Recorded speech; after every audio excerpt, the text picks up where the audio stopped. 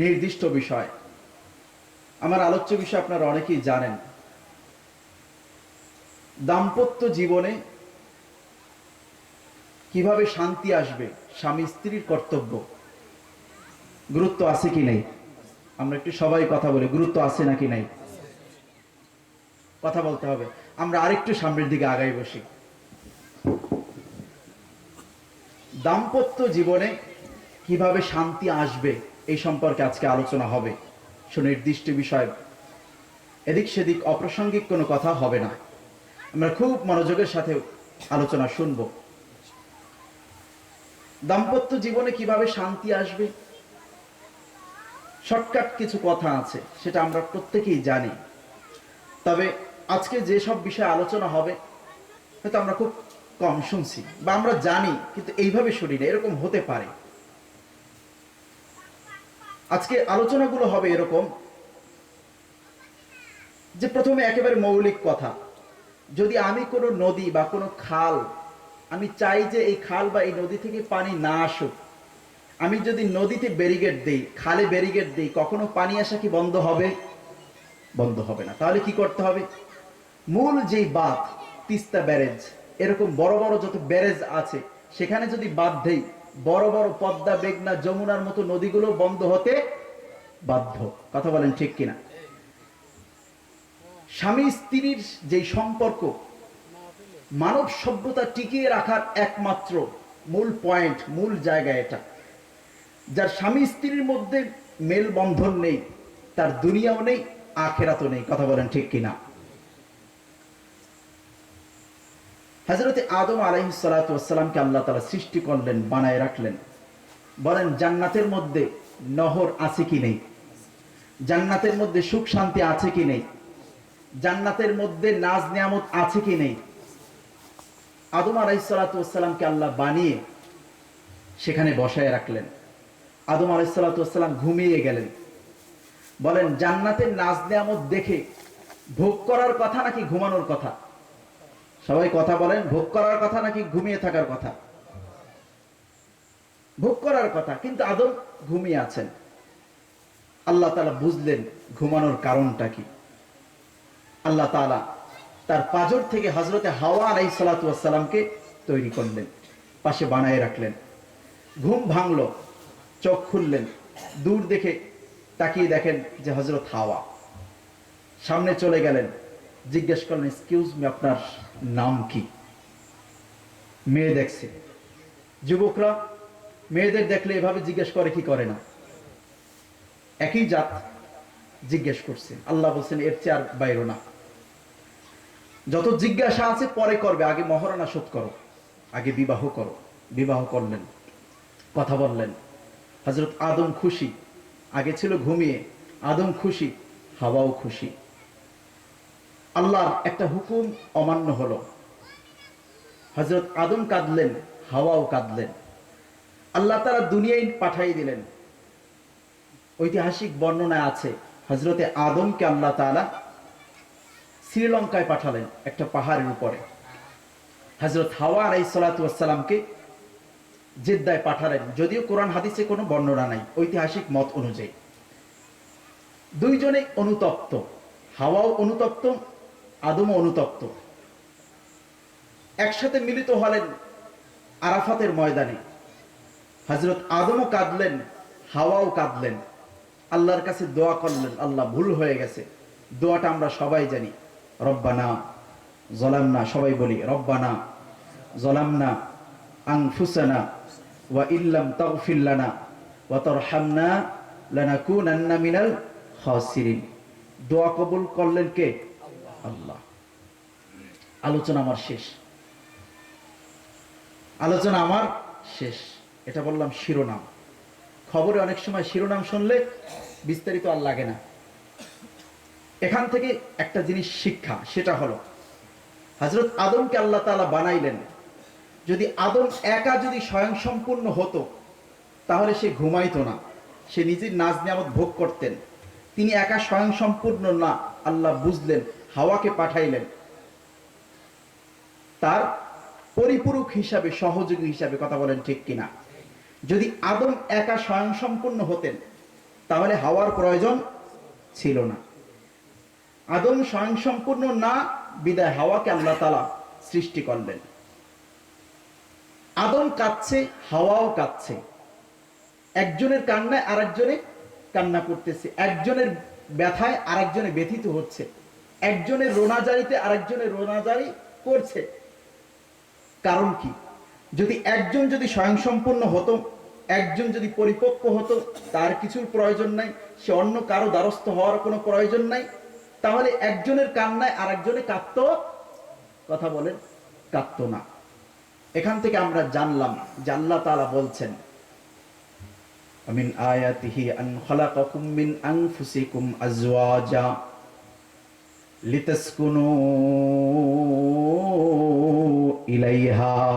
বলিনা সুবহানাল্লাহ। আল্লাহ তাআলা বলছেন, আমি তোমাদেরকে জোড়ায় জোড়ায় সৃষ্টি করেছি। কি জন্য? লিতাসকুনু ইলাইহা, যাতে তোমরা প্রশান্তি পাও। স্ত্রী স্বামীর চেহারার দিকে তাকাইলে প্রশান্তি পায় কি পায় না? স্বামী স্ত্রীর চেহারার দিকে তাকাইলে সে প্রশান্তি পায়। এই প্রশান্তি সেট করে দিয়েছেন কে? আল্লাহ। এখন যদি আমি মনে করি না প্রশান্তির দরকার না, আমি নিজে স্বয়ংসম্পূর্ণ, স্ত্রী সে নিজে স্বয়ংসম্পূর্ণ, প্রশান্তির দরকার নাই, তাহলে ঝামেলা হবে। বলেন, বাতি যে জ্বলতেছে, একটা প্লাস মাইনাস দুইটা একসাথে লাগার কারণে বাতি জ্বলতেছে। যদি মনে করি না প্লাস স্বয়ংসম্পূর্ণ, মাইনাস স্বয়ংসম্পূর্ণ, অথবা দুইটা প্লাস একসাথে লাগাই দিলাম, বাতি জ্বলবে? দুইটা মাইনাস লাগাই দিলাম, বাতি জ্বলবে? একটা প্লাস মাইনাস। ঠিক একই ভাবে এই সৃষ্টির তত্ত্ব, সৃষ্টির তত্ত্বের মধ্যে দুইটা প্লাস মাইনাস একই ধরনের হলে কখনো সেখানে তৃতীয় আরেকটার জন্ম হয় না। হযরত আদম থেকে নিয়ে শিল্প বিপ্লবের আগ পর্যন্ত, শিল্প বিপ্লব কবে হয়েছিল? 1840-এ স্বয়ংসম্পূর্ণ হয়েছে। শিল্প বিপ্লব আপনারা যারা জানেন অবশ্যই জানেন, শিল্প বিপ্লব মানে কারিগরি। এর আগে কৃষি, চাষাবাদ এগুলো ছিল, টেকনোলজি, মেশিনারিজ এগুলো কিছুই ছিল না। হযরত আদম থেকে নিয়ে খুব মনোযোগ লাগবে, খুব মনোযোগ, বিশেষ করে যুবক ভাইদের জন্য খুব মনোযোগ লাগবে। হযরত আদম থেকে নিয়ে শিল্প বিপ্লবের আগ পর্যন্ত একটা জিনিস সবার মেমোরিতে ছিল, সেটা হলো একে অন্যের পরিপূরক, একে অন্যের সহযোগী। একজন ছাড়া আরেকজন বাঁচে না, বাঁচা সম্ভব না, নিজে স্বয়ংসম্পূর্ণ না, এটা ছিল। 1840 সালের পর থেকে কয়েকটা স্লোগান বের হলো, খুব মনোযোগ। স্লোগানগুলো কি? আজকে স্লোগানগুলোই হলো আমাদের সমাধানের মূল পয়েন্ট। কোনো কিছু মনে না থাকলে স্লোগানগুলো মনে রাখতে হবে। ইংরেজিতে মাই লাইফ মাই রুলস, আমার জীবন আমার স্বাধীনতা, আমার সিদ্ধান্ত। মাই লাইফ মাই চয়েস, আমার জীবন আমার পছন্দ। ব্যক্তিকেন্দ্রিক চিন্তা। ছেলে বলবে আমার জীবন আমার সিদ্ধান্ত, তুমি কে? মেয়ে বলবে আমার জীবন আমার সিদ্ধান্ত, আমার নিয়ম, তুমি কে? বি ইয়োরসেলফ, নিজে যেমন তেমনই থাকো, নিজে যেমন তেমনই থাকো। তোমার মধ্যে কোনো ভুল বা কোনো কিছু হলে তুমি অন্যের দ্বারস্থ হয় না। তুমি যেমন আছো ঠিক আছো, কোনো নড়বড় করো না। এই স্লোগানগুলো 1840 সালে শুরু হয় ইউরোপ আমেরিকায়, ইউরোপে উৎপত্তি। এটা হলো ব্যক্তি কেন্দ্রিক। নারীকে বলছে তুমি স্বয়ংসম্পূর্ণ, তোমার পুরুষের কোনো প্রয়োজন নেই। পুরুষকে বলছে তুমি স্বয়ংসম্পূর্ণ, নারীর কোনো প্রয়োজন নেই। একে অন্যের সহযোগী। এখানে কথা বলে কে? আওয়াজ করা যাবে না। একে অন্যের সহযোগী সেটা বলতেছে না, বরং একে অন্যের প্রতিযোগী, একে অন্যের প্রতিপক্ষ। শুরু হয়ে গেল প্রতিযোগিতা 1840 সাল থেকে। প্রতিযোগিতা কোন সেক্টরে আগে ঢুকলো? Competition in education. যদি কোনো সমাজের মধ্যে কোনো পরিবর্তন প্রয়োজন হয়, সেই পরিবর্তনের জন্য আগে যেখানে আঘাত করতে হবে সেটা হলো শিক্ষা ব্যবস্থায়। কথা বলেন ঠিক কিনা? শিক্ষা ব্যবস্থায় কি করলো তারা? একটা জিনিস সেট করে দিল, তুমিও স্বয়ংসম্পূর্ণ, তুমিও স্বয়ংসম্পূর্ণ, একে অন্যের পরিপূরক নয়, একে অন্যের প্রতিপক্ষ। অতএব তুমিও লেখাপড়া করো, সেও লেখাপড়া, আমি লেখাপড়া বিরোধী নই। আলোচনা শেষ করি, এরপরে দেখবেন সুন্দর একটা এখান থেকে একটা মেসেজ আসবে। দুজনকে লেখাপড়া করাইতে দিল। আমি এখন যে জরিপগুলো বলবো এগুলো ইউরোপ এবং ইউনাইটেড স্টেট, পশ্চিমা কালচারের কথা বলছি। বলেন প্রাইমারি আগে, সবার কথা বলতে হবে, প্রাইমারির আগে ক্লাস বাচ্চাদের জন্য, ছেলে মেয়েদের জন্য কয়টা ক্লাস থাকে? 3টা ক্লাস, প্লে, নার্সারি, এরপরে কেজি, 3টা ক্লাস। এরপরে প্রাইমারি কয় বছর? সবাই বলেন কয় বছর? 5 বছর। সমাজ বলতেছে, শিল্প বিপ্লবের পরে সমাজ বলতেছে তুমি একে অন্যের প্রতিপক্ষ, কিন্তু মন চায় ওর দিকে একটু তাকাই, টান আছে কি নাই? একজন ছেলে মেয়ের প্রতি টান আছে কি নাই? আপনারা যারা বুড়ারা আছেন, আপনাকে মনে হয় নাই নাকি? আমাকে যে একজন মুরব্বী আছে, বিয়ে করছে মনে হয় 70-এর পরে, নাম বললাম না, তাহলে টান আছে কি নাই? একটু জোরে কর। সমাজ বলতেছে তোমরা প্রতিপক্ষ, কিন্তু মন চায় আমি একটু ওকে দেখি, ওর সাথে একটু কথা বলি। ক্লাস 5 পর্যন্ত, প্রাইমারি লেভেল শেষ হওয়া পর্যন্ত ছেলে মেয়ে উভয়ের মধ্যে একটা কৌতূহল অবস্থা তৈরি হয়। প্রাইমারি লেভেল শেষ করে যখন মাধ্যমিকে এবং হায়ার মাধ্যমিকে, ইন্টারে যখন পড়াশোনা করে, তখন কৌতূহল বাদ দিয়ে পরবর্তীতে 3টা ক্যাটাগরিতে তারা ঢুকে যায়। একটা হলো টুকটাক কথা, টুকটাক কথা, মাঝে মাঝে একটু ডেটিং, একটু চা খাওয়া, একটু কফি খাওয়া, বিভিন্ন জায়গায় যাওয়া। যখন ইন্টারের কাছাকাছি বা একটু যখন বাড়ে, তখন সে অনৈতিক, তবে নন কন্টিনিউ, তারা কন্টিনিউ করে না, নিয়মিত করে না, মাঝে মাঝে মাঝে মাঝে অবৈধ সম্পর্ক করে বিভিন্ন জায়গায় যায়, রিক্সায় যায়, বিভিন্ন পার্কে যায়, তবে নিয়মিত না। আমি কিন্তু খুব গভীর আলোচনা করতেছি, ইনশাআল্লাহ আমরা খুব মনোযোগ দিয়ে শুনবেন। মাঝে মাঝে তারা যায়। ইউরোপ আমেরিকার জরিপ বলতেছে এই যে মাধ্যমিক এবং হায়ার মাধ্যমিক, এই সময়টাতে ছেলে এবং মেয়েদের বয়স থাকে ধরেন 20-22 বছর। এই সময়ে ইউরোপ আমেরিকার জরিপ বলতেছে যে তাদের মধ্যে এই যে একটা মাঝে মাঝে অবৈধ সম্পর্ক, এই অবৈধ সম্পর্কের জরিপ শতাংশ হলো 100-র মধ্যে 100 ছাত্র ছাত্রী তারা যদি কোনো স্কুলে কোনো কলেজে পড়ে, তাহলে 100-র মধ্যে 80 থেকে 95% ছেলে মেয়ে তারা এ ধরনের লিভিং এবং ডেটিং এর মধ্যে তারা অন্তর্ভুক্ত, বলি নাউজুবিল্লাহ। কত পার্সেন্ট?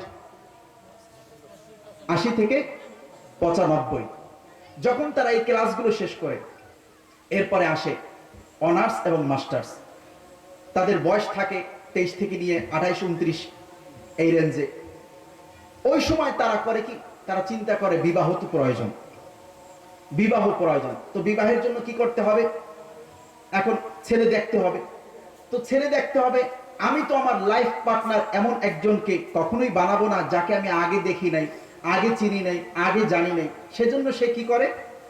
লিভিং রিলেশন করে, কন্টিনিউ। স্কুলে পড়ে, কলেজে পড়ে, ভার্সিটিতে পড়ে, সেখানে ছেলে মেয়ে একই সাথে থাকে। তাদের একসাথে থাকার কারণ কি? তারা চিন্তা করে যে আমরা এক পর্যায়ে আমাদের লেখাপড়া শেষ হওয়ার পরে আমরা বিবাহ করব। তো বিবাহ যেহেতু করব, তো উইদাউট ম্যারেজ, বিবাহের আগে তার একটা সম্পর্ক করে, আমরা ভবিষ্যতে বিবাহ করব। আপনারা অনেক জায়গায় দেখছেন যে বিবাহের দাবিতে ঘরের সামনে অনশন করে, এরকম নিউজ পাইছেন কখনো? এটা হলো ওই যে বিবাহের জন্য বলছে তোমাকে আমি বিবাহ করব, 5 বছর 10 বছর 7 বছর এভাবে তারা একসাথে থাকে, বিবাহ নাই। বাংলাদেশের কথা বলতেছি না, ইউরোপ আমেরিকা জরিপ হলো পুরো আমেরিকার মধ্যে এই যে বিবাহ বহির্ভূত যে সম্পর্ক, এই সম্পর্কের মধ্যে 40 থেকে নিয়ে 45% পর্যন্ত বাচ্চার জন্ম হয় বিবাহের আগে, বলি নাউজুবিল্লাহ। ধরেন অর্ধেক বাচ্চা যদি 100, অর্থাৎ মার্কিন 2 জন লোক, আমেরিকার 2 জন লোক যদি আপনি দাঁড় করান, আপনি মাথা ঠান্ডা করে বলতে পারবেন যে একজন বিবাহের পরে জন্ম হয়েছে আর একজন বিবাহের আগে। 45% মানুষের জন্ম হয়, বাচ্চার জন্ম হয় বিবাহের আগে। নাউজুবিল্লাহ। যখন এমন একটা সমাজের মধ্যে কালচার চলতে থাকে, এরপরে বাচ্চা তো হইল, বাচ্চা হওয়ার পরে এরপরে ওই ছেলে ওই মেয়েকে বলে বাচ্চা অলরেডি হয়ে গেছে, এখন সে বিয়ের দাবি করতেছে, তুমি আমাকে এখন সবার সামনে ফেস করো, সবাইকে বলো যে আমি তোমার একজন স্ত্রী, বলো। সে তখন রাজি হয় না, বলে তোর মতো মেয়েকে টাইম পাস করতে মানায়, কিন্তু সংসারে বউ হিসাবে মানায় না। কথা বলে ঠিক কিনা? হয়ে গেল ইউরোপ আমেরিকার ডিভোর্সের জরিপ প্রায় 40 থেকে নিয়ে 45, প্রায় মাঝামাঝিতে ডিভোর্স। অর্থাৎ প্রতি 3 জন যদি আপনি দাঁড় করান, আপনি 1.5 জন আপনি ধরতে পারেন যে এদের মধ্যে ডিভোর্স হয়ে গেছে, একসাথে থাকে না। বাকি যারা আছে তাদের মধ্যে এবার এরকম যে তারা সেপারেশনে আছে, আলাদা আলাদা থাকতেছে। যখন আমার আলোচনাকে আপনারা বুঝতেছেন, যখন তাদের বৈবাহিক অবস্থাটা এতটা নড়বড়ে, বাচ্চা অলরেডি চলে এসেছে, কারো বিবাহের আগে, অর্ধেক বিবাহের পরে, দুইটা সংকট তৈরি হয়। আমার আলোচনা কিন্তু দাম্পত্য জীবন, আমি গোড়া থেকে আলোচনা করছি। তাদের মধ্যে দুইটা সংকট তৈরি হয়। একটা হলো এই বাচ্চাকে লালন পালন করবে কে। উভয় শিক্ষিত, উভয় সকাল 7টার সময় চাকরিতে যায়, আবার আসে রাত 8টার সময়। এই টাইমগুলোতে ইউরোপ আমেরিকায় শতকরা সবাই এডুকেটেড, সবাই শিক্ষিত। এই সময়টাতে বাচ্চাকে লালন পালন করবে কে? আবার একজনে থাকে নোয়াখালী, আর একজন থাকে হয়েছে ত্রিপুরায়। কারণ উভয়ের কি মন মতো কি চাকরি নিতে পারে? আপনি যদি চান যে আমি হয়েছে শিক্ষিত, আমার ওয়াইফও শিক্ষিত, আমি বরগুনা সরকারি কলেজে, আমি সরকারি হাসপাতালে আমি চাকরি করব, আর আমার ওয়াইফকে দেব সরকারি হাসপাতালে, কখনো সম্ভব? দিবে না। তো যখন দুইটা সংকট, একটা হলে বাচ্চাকে লালন পালন করবে কে, সরকার একটা পদক্ষেপ নিল, বাচ্চাকে লালন পালন করার জন্য ডে কেয়ার চালু করো।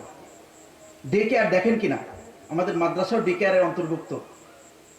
একটা জিনিস আপনারা আগে দেখেন নাই, এখন দেখতেছেন।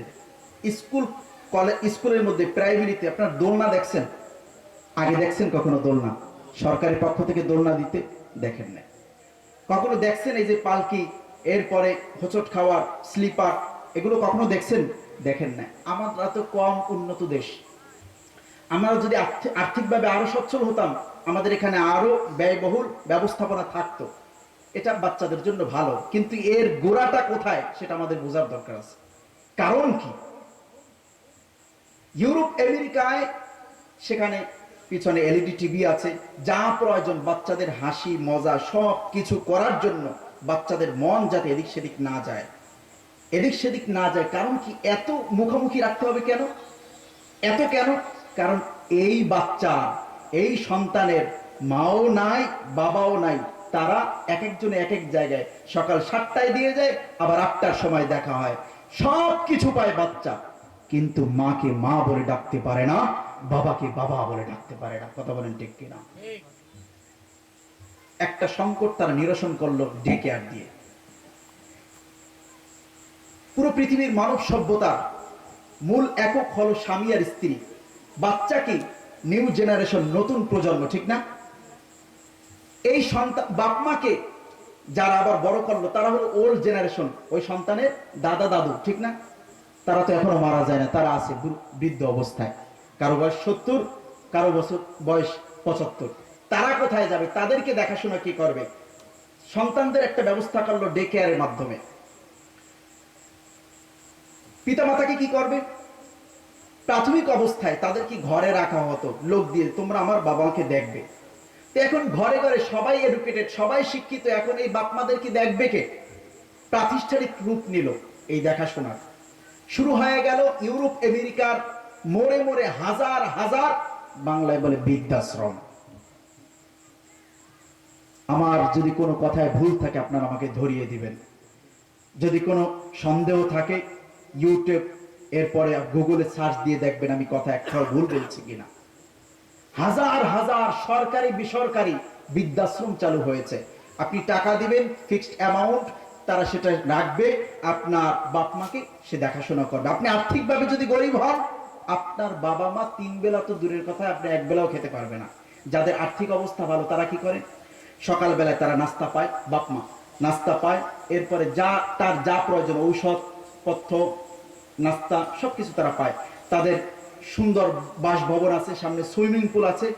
ওই পিতামাতার বন্ধু বান্ধব কথা বলার মতো কারা, আশপাশে আরো পিতামাতা যারা বুড়া বুড়ি, এছাড়া আর কেউ নেই। হাতের মধ্যে ছোট্ট একটা ঘড়ির মতো আছে, ওখানে টিপ দিলে ওয়েটার আসে, তারা সেখানে তাদেরকে হেল্প করে, যা প্রয়োজন ঔষধ বড়ি খাওয়াই দিয়ে আবার চলে যায়। সবকিছু সেখানে আছে। ওই বাবা মা যেই সন্তানকে ডে কেয়ারে পাঠাইছিল, মা বাবা ডাকার মতো কাউকে রাখে নাই, ঠিক একই ভাবে ওই বাবা মা যখন বৃদ্ধ হয়, ওই বাবা মাও ওই সন্তানকে আর দেখে না। কথা বলেন ঠিক কিনা? সবকিছু পায়, শুনে না শুধুমাত্র সন্তানের মুখ থেকে আব্বু, সন্তানের মুখ থেকে আম্মু। পৃথিবীতে একমাত্র সিলেবাস, একমাত্র সংবিধান কোরআন। এখানে আল্লাহ তাআলা মায়ের সম্মান, মায়ের শ্রদ্ধা, বাবার সম্মান, বাবার শ্রদ্ধা শিখিয়েছে কে? আল্লাহ। মা কেন এত দামি জানে না সকলে, জানতো যদি পড়তো দেখে কোরআন হাদিস খুলে। মা কেন এত দামি জানে না সকলে, জানতো যদি পড়তো দেখে কোরআন হাদিস খুলে। মকবুল হজের সওয়াব মিলে মাকে একবার দেখিলে, দেখিলে। মা কেন এত দামি জানে না সকলে, জানতো যদি পড়তো দেখে কোরআন হাদিস খুলে। 10 মাস 10 দিন গর্ভে ধারণ করেছিলেন মা, সহ্য করে ছিলেন মায়ে যতই যন্ত্রণা। 10 মাস 10 দিন গর্ভে ধারণ করেছিলেন মা, সহ্য করেছিলেন মায়ে যতই যন্ত্রণা। সেই মাকে কষ্ট দিলে, সেই মাকে কষ্ট দিলে আল্লাহর আরো শোকাবে। মা কেন এত দামি জানে না সকলে, জানতো যদি পড়তো দেখে কোরআন হাদিস খুলে। ঠিক কিনা বলেন? মাকে মা বলে ডাকে না সন্তান, বাবাকে বাবা বলে ডাকে না। আমরা সেই ইউরোপ আমেরিকার কোন কালচার এই বাংলাদেশে আমদানি করতে চাই না। আমরা এমন কোন কালচার বাংলার জমিনে আমদানি করতে চাই না যেই কালচার আমদানি করলে আমাদের যুব সমাজ নষ্ট হয়। সবাই বলেন ঠিক কিনা? আমরা এমন কোন কালচার আমদানি করতে চাই না যেই কালচার বাংলার জমিনে আসলে সন্তান মাদকের ছয় লাভে নিজের জীবনকে ধ্বংস করে দেয়। আমরা এমন কোন কালচার এই বাংলাতে চাই না যেই কালচার বাংলাদেশে আসলে নারী পুরুষের যেই সম্পর্ক, বৈবাহিক সম্পর্ক, এই বৈবাহিক সম্পর্কে ফাটল ধরে। আমরা এমন কোন কালচার এই বাংলাদেশে চাই না যেই কালচার আমাদের বাংলাদেশের মধ্যে এক করলে সমাজের মধ্যে ডিভোর্স বাড়ে। আমরা এমন কোন কালচার বাংলাদেশে চাই না যেই কালচারে পরকীয়া হয়, যেই কালচারে আত্মহত্যা বাড়ে, যেই কালচারে আমাদের সমাজের মধ্যে জুয়া বাড়ে, যেই কালচারে আমাদের চোখের সামনে স্বামীর সামনে স্ত্রী ধর্ষিতা হয়, স্ত্রীর সামনে স্বামীকে পিটানো হয় চাঁদাবাজির জন্য। কথা বলেন ঠিক কিনা? আমরা এমন কালচার চাই যেই কালচার কোরআনের কালচার, যেই সংবিধান কোরআনের সংবিধান, যেটা রচনা করেছেন স্বয়ং আল্লাহ। যখন সমাজের অবস্থা এমন, বললাম ইউরোপ আমেরিকার কথা, প্রত্যেকের একটা ক্রাইসিসের মধ্যে চলে যায়, একটা জিনিস তাদের মধ্যে আসে যখন স্বামী স্ত্রীর সম্পর্ক নাই, এর মধ্যে কোনো মিল মোহাব্বত নাই, সন্তানের সাথে কোনো সম্পর্ক নাই, পিতা মাতার সাথে কোনো সম্পর্ক নাই, একটা ক্রাইসিস তৈরি হয়।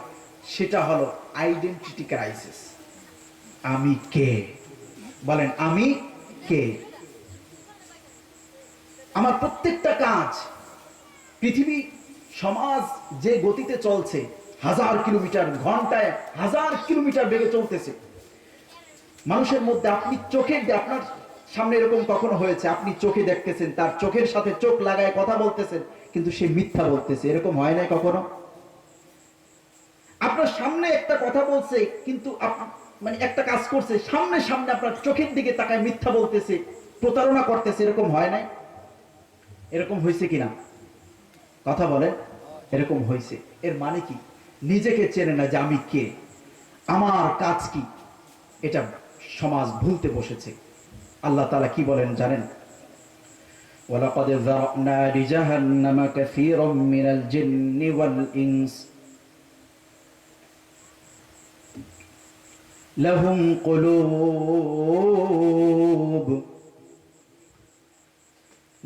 قلوب لا يفقهون بها ولهم أعين لا يبصرون بها ولهم آذان لا يسمعون।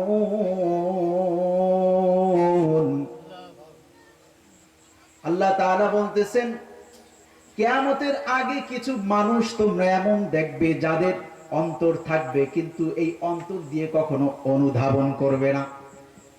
তাদের চোখ থাকবে, এই চোখ দিয়ে কখনো সত্য দেখবে না। তাদের কান থাকবে, এই কান দিয়ে তারা কখনো সত্য শুনবে না। তাদের জিহ্বা থাকবে, মুখ থাকবে, এই মুখ দিয়ে কখনো ভালো জিনিস ভক্ষণ করবে না। আল্লাহ তাআলা বলছেন, উলাইকা কাল আনআম, তারা হলো চতুষ্পদ জন্তুর মতো। যখন কিয়ামতের আগ মুহূর্তে মানুষ জন্তুর মতো ছোটাছুটি করবে, আমার কি কাজ কি করণীয় সবকিছু ভুলে যাবে, হঠাৎ এক সময় আজরাইলের কবলে সে পড়ে যাবে, মৃত্যু হয়ে যাবে। কবরে যখন যাবে তাকে প্রশ্ন করবে মার রব্বুক, সে উপরে হা করে তাকিয়ে থাকবে। এটা কি? মান আম, তুমি কে? মার রব্বুক, তোমার রব কে? রব কি আবার? মান নাবিয়ুক, তোমার নবীকে, নবীটা আবার কি? মান দীনুক, তোমার দিন কি, দিনটা আবার কি? ভুলে যাবে।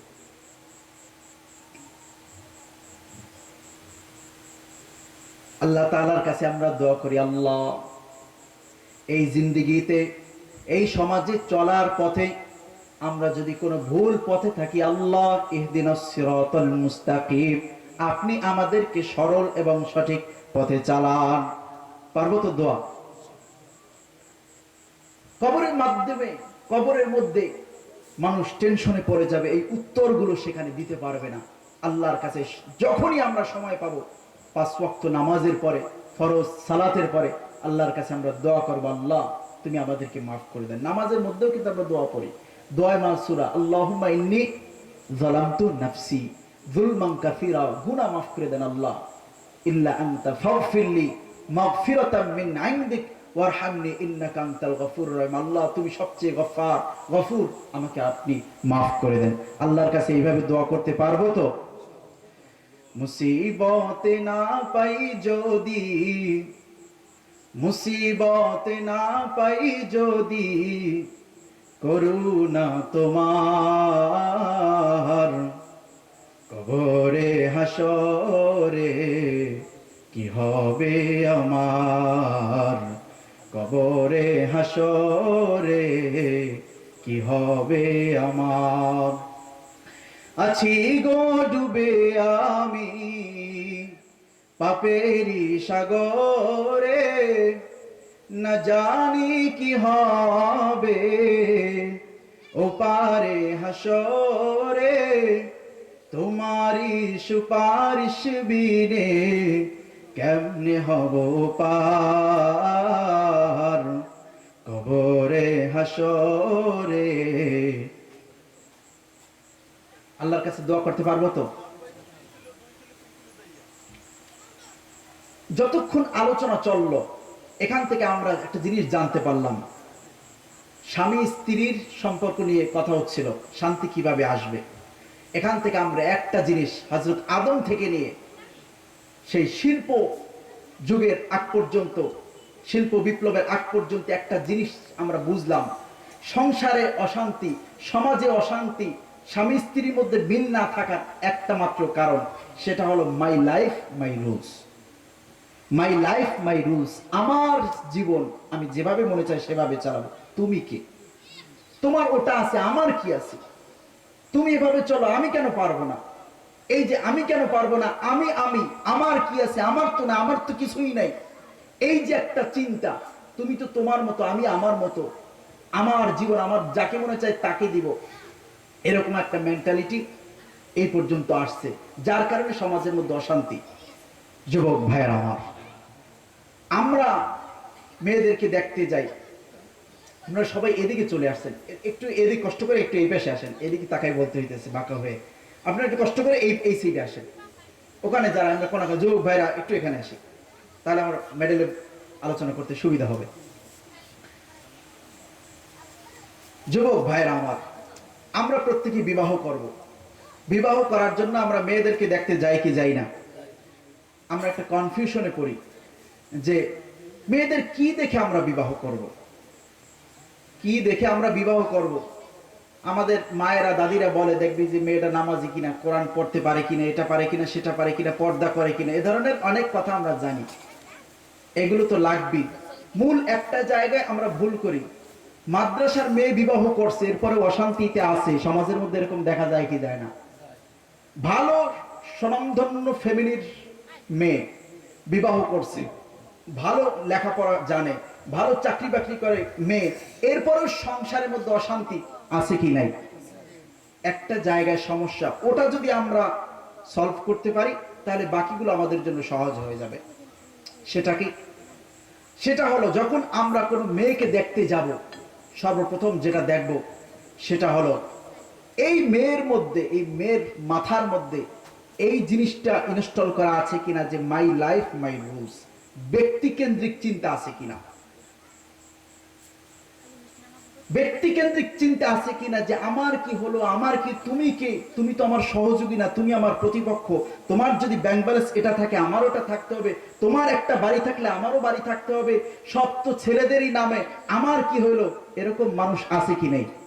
নাকি আমি এমনিতেই বলতেছি? আমরা এখানে, আপনারা যারা বুড়োরা আছেন আপনাদের নাই, আপনারা একটা সময় পার করছেন, বর্তমান যুগে কিন্তু এটা হচ্ছে। এমন মেয়েরা তারা বলে যে তোমার এটা আছে, আমার কি, আমার একটা বাড়ি লাগবে, আমার আলাদা গাড়ি লাগবে, আমার এটা লাগবে, তোমার ওটা আছে আমারও থাকবে, তোমার ব্যাংক ব্যালেন্স আছে আমারও থাকতে হবে। অর্থাৎ প্রত্যেকে আলাদা আলাদা, সে যে আমার পরিপূরক, সে যে আমার সহযোগী, সেটা আমরা কখনো চিন্তা করি না। যখন আমরা মেয়েদেরকে দেখতে যাব, তখন আমরা দেখব ওই মেয়ের মধ্যে ধরনের কোনো মাই লাইফ মাই রুলস, তুমি আমার কেউ না, তুমি কি, পর তো পর, পর কখনো আপন হয় না, এই চিন্তাটা ওই মেয়ের মধ্যে আছে কিনা। যদি না থাকে আলহামদুলিল্লাহ, আর একটা কাজ করতে হবে, ওই মেয়ের বাবা মায়ের মধ্যে আছে কিনা দেখতে হবে। তার বাবা মা, তার মা তার বাবাকে শ্রদ্ধা করে কিনা, সম্মান করে কিনা, ভক্তি করে কিনা, তার বাবা তার মাকে সম্মান করে কিনা, রেসপেক্ট করে কিনা, তাকে মহব্বত করে কিনা, নাকি সংসারের মধ্যে আগুন, প্রত্যেকেই প্রত্যেকের নিজ নিজ দিয়ে চিন্তায় ব্যস্ত, বিয়ে করছে 30 বছর 40 বছর হয়ে গেছে, এখনো নাকি তারা শান্তি পায় না। যদি এরকম বাবা মায়ের মধ্যে থাকে তাহলে আমরা সেখানে যাব না। মেয়ের মধ্যে থাকলে তো আগেই না। যদি দেখি না বাবা মায়ের মধ্যে ধরনের কোনো সমস্যা নেই, তারা একে অন্যের সম্পূরক মনে করে, একে অন্যের পরিপূরক মনে করে, সহযোগী মনে করে, তাহলে আমরা তৃতীয় আরেকটা কাজ করব, ওই মেয়ের ফুফু এবং ওই মেয়ের খালা, তাদের মধ্যে ধরনের কোনো সম্পর্ক আছে কিনা। যে জামাইয়ের সাথে কোনো সম্পর্ক নাই, জামাই বলতেছে বাড়িতে থাকবে, সে বাড়িতে থাকবে না, সে আলাদা থাকবে। তার মেজাজ, আমি শিক্ষিত, আমি কেন ঘরে